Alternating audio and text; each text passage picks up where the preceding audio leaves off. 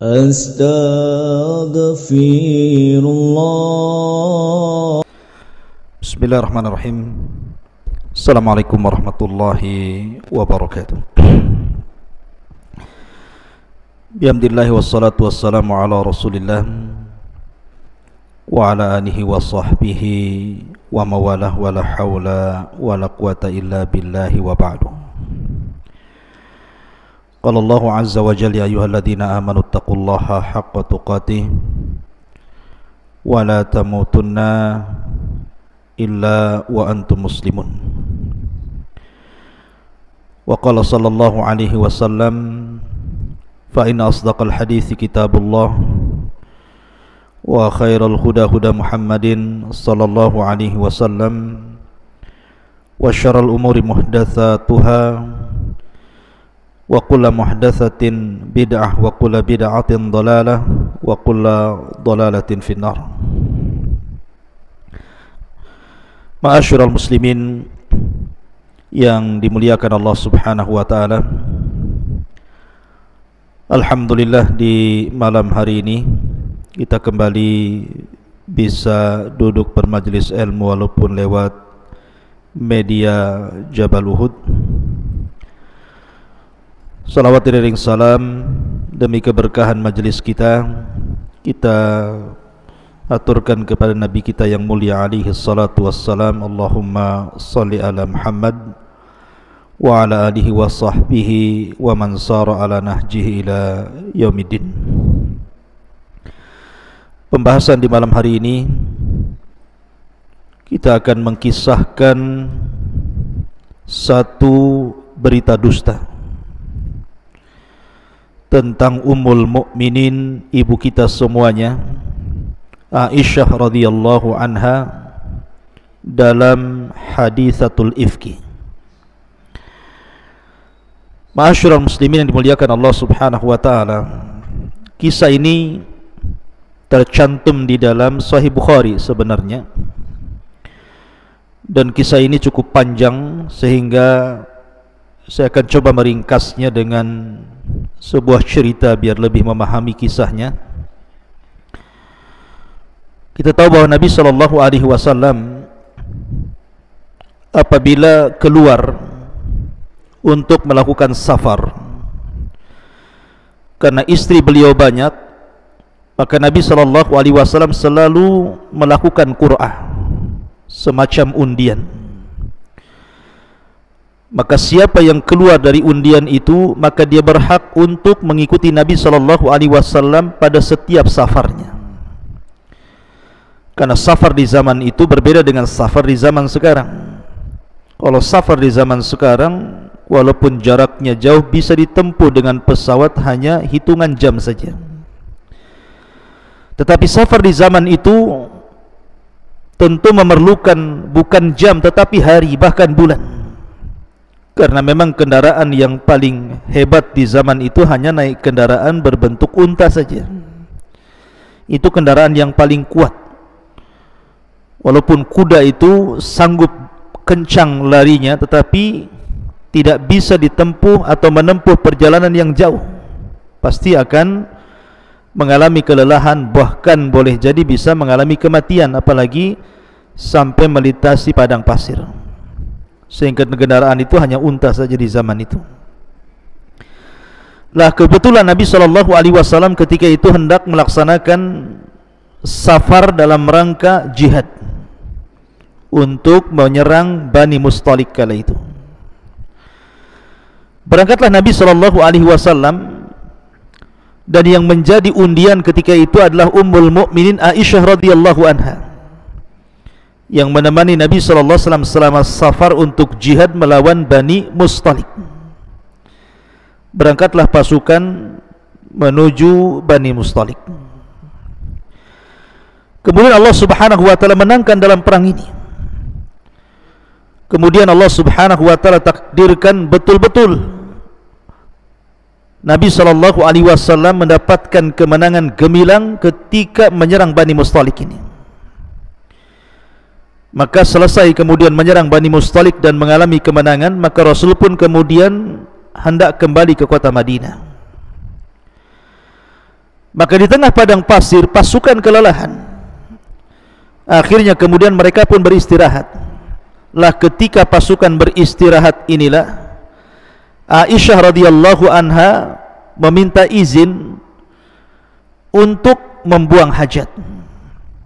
Ada sebuah keperluan untuk buang hajat, tentu akan menghindar dari pasukan dan akan jauh masuk ke padang pasir. Rupanya setelah Allah Subhanahu wa ta'ala, setelah Aisyah radhiyallahu anha melaksanakan hajatnya, Allah takdirkan cincin pemberian Ummu Salamah jatuh. Jadi cincin pemberian Ummu Salamah itu jatuh sehingga Aisyah radhiyallahu anha disibukkan mencari cincin itu. Sementara pasukan, karena memang di malam hari, dikiranya Ummul Mukmin Aisyah radhiyallahu anha sudah naik di rumah-rumahan unta. Jadi ada unta itu diletakkan rumah-rumahan di atasnya. Disangkanya Ummul Mukminin sudah masuk di rumah-rumahan itu. Akhirnya kemudian pasukan pun meninggalkan Ummul Mukminin Aisyah radhiyallahu anha. Ketika Aisyah radhiyallahu anha sampai di tempat pasukan, sudah tidak ada pasukan satupun.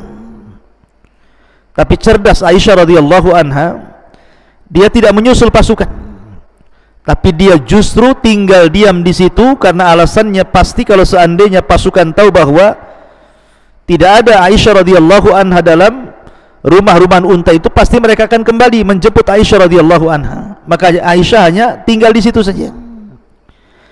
Allah takdirkan ada seorang sahabat namanya Safwan ibn Mu'attil. Safwan ibn Mu'attil itu kalau kita lihat sejarahnya, biografinya, adalah tukang tidur. Jadi mudah tidur, di mana saja mudah tidur. Jadi ada juga sahabat itu yang mudah tidur atau tukang tidur gitu, sehingga ketika dia tertidur ketinggalan pasukan. Akhirnya kemudian dia pun ketinggalan dan sendirian dengan untanya. Ketika itu Safwan ibn Mu'attil melihat ada seorang wanita yang sedang duduk di tengah padang pasir. Maka kemudian dia coba mendekatinya. Alangkah kagetnya, rupanya itu adalah Ummul Mukminin Aisyah radhiyallahu anha, sehingga dia istirja, inna lillah wa inna ilaihi raji'un. Ummul Mukminin Aisyah radhiyallahu anha akhirnya tidak basa-basi lagi, kemudian Safwan pun menyuruh agar Aisyah naik di atas untanya, kemudian dia turun dan dia kemudian membawa untanya sambil berjalan kaki untuk menembus pasukan yang sudah meninggalkan mereka sangat jauh sekali. Ketika kemudian Aisyah radhiyallahu anha yang berada di atas tunggangan unta itu sampai di pasukan, rupanya banyak orang-orang munafik ketika itu yang melihat Aisyah radhiyallahu anha berjalan di atas untanya Safwan ibn Mu'attil. Maka disinilah kemudian peran munafik Abdullah ibn Salul ibn Saba, tokoh munafik Madinah, ingin menyakiti Nabi SAW dengan cara apa? Dengan cara membuat isu tuduhan bahwa Aisyah radhiyallahu anha telah berzina dengan Safwan ibn Mu'attil. Maka menyebarlah berita tuduhan orang-orang munafik kepada seluruh pasukan. Akhirnya menyebar sampai kemudian ke kota Madinah. Subhanallah. Tidak ada yang menyakitkan bagi seorang wanita kecuali dituduh berzina. Apalagi yang dituduh itu adalah Ummul Mukminin, putri daripada Abu Bakar Siddiq radhiyallahu anhu, istri daripada Nabi SAW, wanita yang dikatakan oleh Amr bin As kepada Nabi SAW, ya Rasulullah, siapakah wanita yang paling anda cintai? Maka Nabi SAW mengatakan Aisyah. Dan siapakah dari kalangan laki-laki? Maka Rasul mengatakan abuha, bapaknya. Bagaimana mungkin Aisyah radhiyallahu anha, putra daripada Siddiq, istri daripada Nabi SAW, wanita yang paling dicintai Nabi SAW, tiba-tiba dituduh dan difitnah berzina dengan Safwan ibn Mu'attil. Dan berita perzinahan ini, tuduhan zina ini akhirnya kemudian menyebar dari lisan ke lisan, dari mulut ke mulut, dari telinga ke telinga. Akhirnya hampir satu kota Madinah terkena isu ini. Lah Aisyah radhiyallahu anha ketika itu masih kecil. Kemudian dia pulang, dia tidak menahu apa yang terjadi tentang penyebaran berita tuduhan berzinahnya beliau dengan Sufyan ibn Mu'attil yang ada di luar rumah. Karena perjalanan yang melelahkan itulah, akhirnya Aisyah pun hanya terbaring sakit. Jadi sepulangnya dari peperangan Bani Mustalik, Aisyah radhiyallahu anha terbaring sakit. Rupanya sakitnya memarah. Dan ketika itu Aisyah belum tahu ada kabar tuduhan-tuduhan miring kepada dirinya. Nabi SAW tentu sangat tersakiti dengan berita ini. Siapapun Anda, saya, Anda atau siapapun, apabila memiliki istri yang paling Anda cintai, dan istri Anda itu seorang wanita yang salihah, taat beribadah kepada Allah Subhanahu wa ta'ala, tiba-tiba dituduh berselingkuh, laki-laki mana yang tidak akan sakit hatinya, walaupun itu Nabi SAW. Makanya Nabi SAW ketika menyebarnya berita ini, Nabi SAW sama sekali tidak menemui Aisyah radhiyallahu anha, sama sekali tidak menemui Ummul Mukminin Aisyah radhiyallahu anha selama 1 bulan. Bayangkan, wanita yang dicintai Nabi, dan Aisyah radhiyallahu anha sangat mencintai Nabi.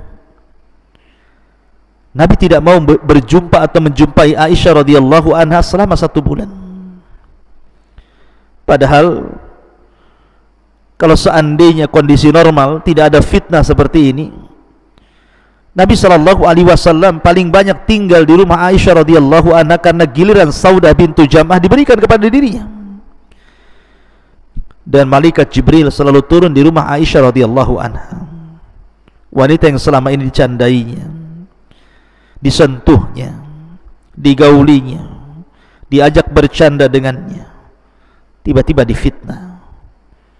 Dan tentu ini sebuah aib dan sangat menyesakkan dada Nabi SAW. Makanya Nabi SAW berusaha untuk bertanya kepada sahabat-sahabat Nabi SAW seperti Ali radhiyallahu anhu, kemudian juga sahabat yang lainnya, tentang pendapat mereka akan Aisyah radhiyallahu anha. Tapi semua sahabat-sahabat ini memuji Aisyah, artinya tidak percaya, enggak yakin kalau Aisyah berselingkuh itu. Sampai-sampai akhirnya Nabi SAW naik ke atas mimbar di halayak para sahabat Nabi SAW dan mengatakan, ya ma'syarul muslimin, man ya'zuruni min rajulin qad balagani adhah fi ahli baiti. Wahai kaum muslimin, siapa yang bisa memberikan uzur kepadaku akan seorang laki-laki yang telah menyebarkan berita yang sangat menyakitkan bagi keluargaku. Tiba-tiba pemimpin Aus berdiri dan mengatakan,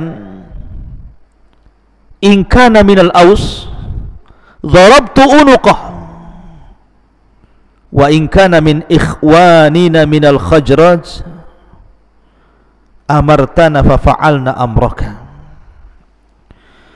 Maka Sa'd bin Ubadah al-Ansari, pemimpin Aus, langsung berdiri dan mengatakan, Rasul, kalau orang yang memfitnah awal kali tersebarnya berita ini, dia adalah orang Aus dari kabilahku, maka ku penggal lehernya.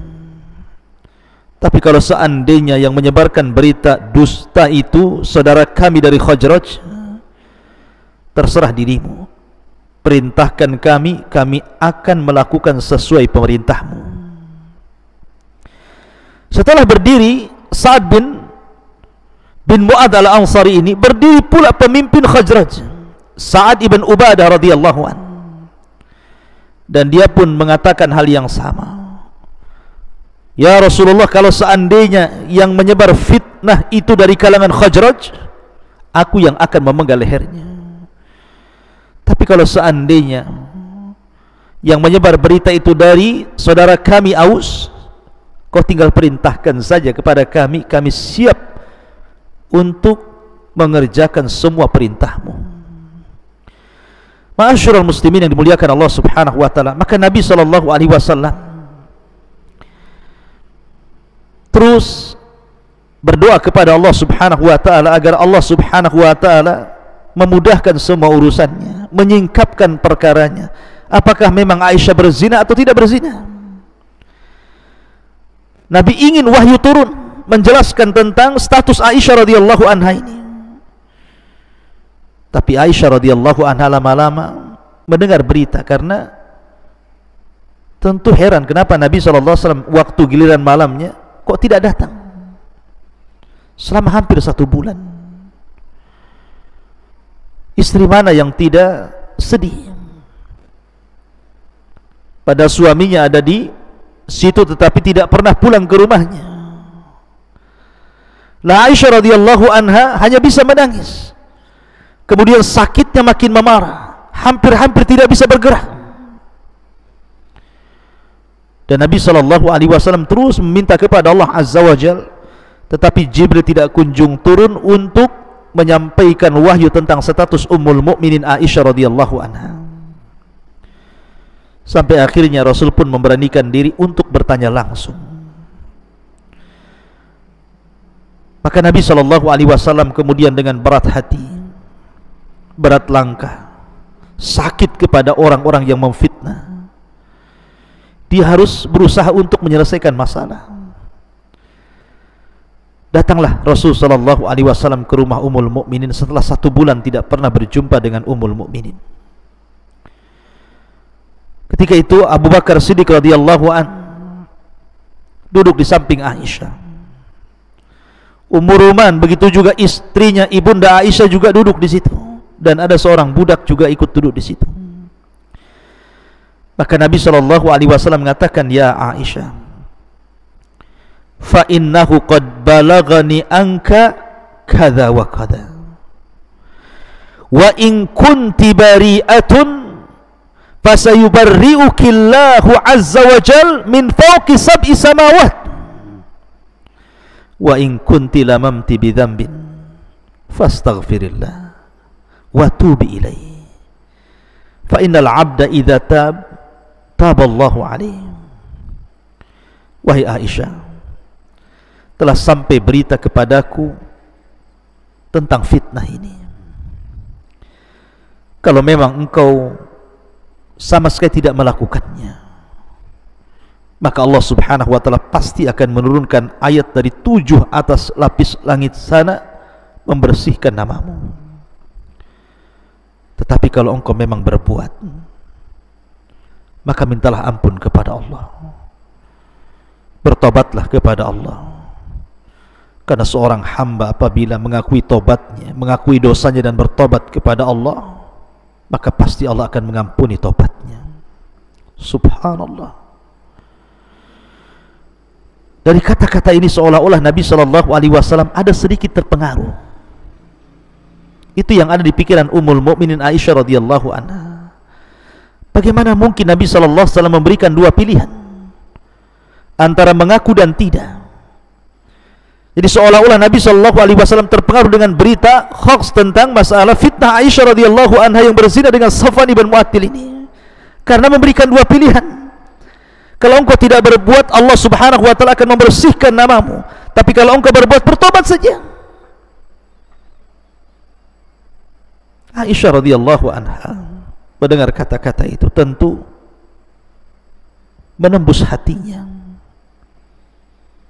Air matanya kemudian mulai bercucuran. Apa yang harus dikatakan Ummul Mukminin Aisyah radhiyallahu anha? Anak kecil. Dia hanya menengok Abu Bakar Siddiq radhiyallahu anha, Abu Bakar Siddiq radhiyallahu an, dan kemudian mengatakan, ya abi, ajibi anni Rasulullah sallallahu alaihi wasallam. wahai bapakku, bantulah jawab. Aku tidak sanggup menjawab. Maka Abu Bakar hanya mengatakan, wallahi ma adri ma aqulu li Rasulillah sallallahu alaihi wasallam. Wahai putriku, aku sudah tidak tahu lagi apa kata-kata yang harus aku jawab kepada Rasul sallallahu alaihi wasallam. Fabaka Abu Bakar, maka Abu Bakar pun menangis. Kemudian Aisyah radhiyallahu anha menengok ibundanya Ummu Ruman. Ya ummi, ajibi anni Rasulullah sallallahu alaihi wasallam. Wahai ibuku, tolong bantulah jawab. Katakan kepada Rasul sesuatu tentang diriku. Ibunya pun mengatakan, ma adri ma aqulu li Rasulillah sallallahu alaihi wasallam. Aku pun sama, apa yang harus kukatakan kepada Nabi sallallahu alaihi wasallam. Maka Aisyah radhiyallahu anha melihat kondisinya terjepit. Tidak ada pembelaan dari Abu Bakar Siddiq radhiyallahu an ayahandanya, dan tidak ada pembelaan dari ibundanya Ummu Ruman. Dan Rasul terus mendesak dengan pertanyaan itu. Makanya Aisyah radhiyallahu anha hanya mengatakan, fala in qultu lakum inni bari'atun wallahu ya'lam anni bari'ah la tusaddiquni bidzalik. Aku hanya bisa katakan kepada kalian semuanya, jika aku berlepas diri, tidak pernah melakukan hal kotor itu, tidak pernah melakukan perselingkuhan dengan Safwan ibn Mu'attil, dan Allah tahu aku tidak pernah melakukannya, kalian juga tidak mungkin percaya dengan kata-kataku. Wa in i'taraftu lakum bi amrin wallah ya'lamu anni minhu bari'ah fala tusaddiquni kadzalik. Kalaupun aku mengaku memang aku melakukannya dan Allah tahu aku tidak melakukannya, kalian pun tidak akan yakin dengan diriku. Kemudian dia mengatakan, demi Allah, aku hanya bisa katakan kepada kalian seperti yang dikatakan Abu Yusuf, bapaknya Nabi Yusuf. Dia hendak mengatakan Yakub, tapi karena masih kecil usianya lupa mengatakan Yakub. Dia hanya mengatakan, aku hanya ingin katakan seperti yang dikatakan bapaknya Nabi Yusuf, Yakub. Fasabrun jamil wallahul musta'anu ala ma tasifun. Sungguh sabar itu indah, dan kelak Allah akan memberikan pertolongan untuk menyingkap siapa-siapa yang telah berbuat jahat kepadaku. Kemudian dia tarik selimutnya, kemudian dia menangis di bawah selimut itu. La haula wala quwata illa billah. Betapa beratnya ujian Ummul Mukminin Aisyah radhiyallahu anha.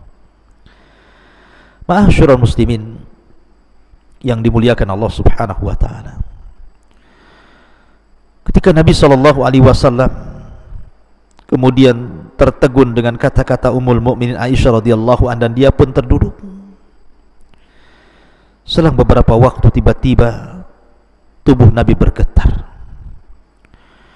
Kemudian keringat bercucuran di dahinya, dan itu alamat bahwa Jibril telah datang. Tiba-tiba setelah Nabi SAW bergetar hebat sampai keringat bercucuran dari dahinya, tiba-tiba Nabi SAW mengatakan, abshir ya Aisyah, abshir ya Aisyah, berbahagialah wahai Aisyah, fa innallaha yubarri'uki min fawqi sab'is samawat. Allah Subhanahu wa ta'ala telah membebaskan dirimu dari tuduhan itu dari 7 atas langit yang paling tinggi sana. Mendengar ucapan Nabi SAW, maka semua bahagia. Abu Bakar bahagia, istrinya pun bahagia, Aisyah juga bahagia, kaum muslimin juga bahagia. Sampai-sampai ibunya mengatakan, ya Aisyah, berdirilah, berterima kasihlah kepada suamimu, nabimu, rasulmu ini. Abu Bakar juga sama mengatakan seperti itu, berdirilah, berterima kasihlah kepada Nabi SAW. Tapi Aisyah mengatakan, la wallahi la aqumu ilaihi wala ahmadu illallah azza wa jal. Demi Allah, kata Aisyah, saya tidak akan berdiri menghadap Rasul dan berterima kasih kepadanya, dan saya akan memuja Allah subhanahu wa ta'ala saja, karena dia yang telah membebaskan diriku, sehingga orang yang sepertiku mustahil akan turun wahyu. Tetapi buktinya Allah subhanahu wa ta'ala menurunkan wahyu kepadaku. Maka ketika itulah Nabi SAW diturunkan padanya suratun Nur 1-10 ayat. Innal ladzina ja'u bil ifqi usbatun minkum la tahsabuhu syarran lakum bal huwa khairul lakum likulli imri'in minhum maktasaba minal ithmi walladhi yatawalla kibrahu minhum lahum adzabun adzim ila akhiril ayat. Pokoknya turun surah Nur ayat 1-10 membersihkan nama Aisyah radhiyallahu anha. Ma'asyiral muslimin yang dimuliakan Allah azza wa jalla, ketika itu ada orang-orang yang terlibat dalam memfitnah Aisyah ini masih kerabat dengan Abu Bakar. Namanya Mistah ibn Utsatha, masih ada kerabat dengan Abu Bakar. Dia ikut terlibat dalam memfitnah. Padahal Mistah ini yang menanggung hidupnya, tempat tinggalnya, makannya adalah Abu Bakar. Coba anda bayangkan, kebaikan dibalas dengan keburukan, air susu dibalas air tuba. Orang yang selama ini dihidupi kehidupan keluarganya, diberikan tempat tinggal, diberikan makan dan minum dan kebutuhan sehari-hari oleh Abu Bakar, tiba-tiba ikut terlibat dalam memfitnah putrinya. Kira-kira kalau seandainya anda di posisi Abu Bakar, apa yang anda lakukan? Tentu anda akan menghentikan sedekahnya, kan? Itu pula yang dilakukan Abu Bakar. Dia bersumpah dengan mengatakan, la wallahi la unfiqu ala Mistah, demi Allah saya tidak akan memberikan lagi nafkah kepada Mistah. Tetapi tiba-tiba Allah subhanahu wa ta'ala turunkan ayat menegur Abu Bakar, wala ya'tali ulul fadli minkum wasa' an yu'tu ulil qurba wal masakin wal muhajirin fi sabilillah wal ya'fu wal yasfahu ala tuhibbuna an yaghfirallahu lakum wallahu ghafurur rahim. Tidak layak orang-orang yang diberikan kelebihan harta yang luas bersumpah untuk tidak membantu orang-orang yang dekat dengan dia, para kerabat, orang-orang miskin, orang-orang muhajirin di jalan Allah azza wa jal. Wal ya'fu, maafkan saja dia, wal yasfahu, lapangkan dadamu untuk dia. Ala tuhibbuna an yaghfirallahu lakum, bukankah engkau ingin Allah mengampuni dosa-dosamu? Wallahu ghafurur rahim, dan Allah zat yang maha pengampun lagi maha penyayang. Seolah Allah ingin katakan kepada Abu Bakar Siddiq radhiyallahu anhu, sudah, maafkan saja Mistah, lapangkan dadamu. Bukankah kau ingin dosa-dosamu diampuni? Lalu selama ini apa? Kau ini sholat malam, kau bersedekah, kau berbuat baik, kalau bukan karena mencari maghfirah Allah azza wa jal, kalau bukan karena mencari ampunan Allah azza wa jal, kita ibadah setiap hari, kita baca Quran, kita zikir, kita salat, kita berpuasa, kita bersedekah, untuk apa? Kalau bukan untuk mencari ampunan Allah azza wa jal dari dosa-dosa yang kita lakukan. Maka Abu Bakar Siddiq radhiyallahu anhu mengatakan, bala wallahi inni uhibbu an yaghfirallahu li, demi Allah aku ingin Allah mengampuni dosa-dosaku. Maka dia pun akhirnya kembali menafkahi Mistah, bahkan lebih banyak lagi. Ma'asyiral muslimin yang dimuliakan Allah subhanahu wa ta'ala, dari sini ada pelajaran bahwa idza ja'akum fasikum binaba'in fatabayyanu, apabila ada orang fasik, apalagi munafik, membawa kabar berita, maka cross checklah berita itu. Karena terkadang satu berita bisa viral, terkadang mengganggu keamanan negara, bahkan bisa mengadu domba antara rakyat dan negara, bahkan tak jarang bisa sampai perang dan bunuh-bunuhan gara-gara berita. Maka jangan mudah seseorang itu menelan berita mentah-mentah sebelum jelas redaksi yang menghabarkan berita itu adalah redaksi yang thiqah, yang terpercaya. Kalau memang ini urusannya pemerintah, berarti selama berita bukan dari pemerintah, enggak usah dipercaya. Tapi kalau berita ini resmi dari pemerintah, ya sudah, memang pemerintah yang memberikan berita, kita yakin kalau ini urusannya dengan pemerintah. Ma'asyiral muslimin yang dimuliakan Allah Azza wa Jalla. Kemudian yang kedua, di sini Aisyah radhiyallahu anha mengajarkan kepada para wanita tentang makna apa itu sabar dan tawakal. Terkadang wanita di zaman sekarang belum lagi dituduh berzina dan dia tidak melakukannya lagi. Yang jelas-jelas berzina dituduh saja dia enggak mau, kan gitu, sakit hati dia. Atau dituduh umpamanya dia membicarakan orang lain, menjelek-jelekan orang lain, oh si anu telah menjelek-jelekan, akhirnya tersebar berita itu, sakitnya tuh luar biasa tuh. Padahal baru dituduh menjelek-jelekan orang saja. Makanya di sini Aisyah radhiyallahu anha memberikan pelajaran kepada para wanita, sabar. Ada saatnya Allah Subhanahu wa taala menyingkap fakta kebenaran itu. Kalau memang Anda tidak melakukannya, maka Allah Subhanahu wa taala pasti akan membongkar rahasianya. Asal banyak berdoa kepada Allah Subhanahu wa taala dan yakin Allah akan menolong hamba-hamba yang dizalimi.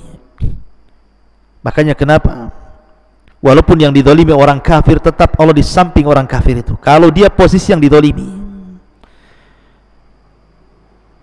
apalagi yang dizalimi seorang muslim. Wala tahsabannallaha ghafilan amma ya'malu zalimun. Tidak mungkin Allah membiarkan orang-orang zalim berlaku sekehendaknya. Maka kalau seandainya Anda difitnah, Anda dibuli, Anda dihujat, begitulah manusia. Dan begitulah orang-orang yang berjalan di atas permukaan bumi, tidak mungkin lepas dari ucapan manusia. Maka bersabar.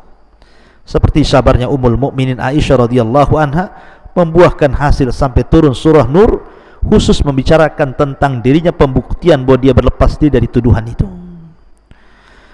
Dan banyak lagi faedah yang bisa kita petik, cuman waktu juga yang memisahkan kita. Subhanakallah bihamdika, asyhadu an la ilaha illa anta astaghfiruka wa atubu ilaik. Allahu ta'ala alam. Mudah-mudahan ada manfaatnya. Subhanakallah bihamdika, asyhadu an la ilaha illa anta astaghfiruka wa atubu ilaik. Assalamualaikum warahmatullahi wabarakatuh.